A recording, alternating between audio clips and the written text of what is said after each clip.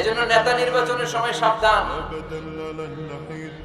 নেতার অনুসরণ করে যদি কেউ জাহান্নামী হয়, কিয়ামতের দিন সবাই নেতাকে দোষারোপ করবে। وقالوا ربنا إنا أطعنا سادتنا وكبراءنا فأضلونا السبيل। সেদিন তারা বলবে, হে আমাদের রব, আমরা আমাদের নেতাদের অনুসরণ করেছিলাম আর নেতারা আমাদেরকে ভুল পথ দেখিয়েছে।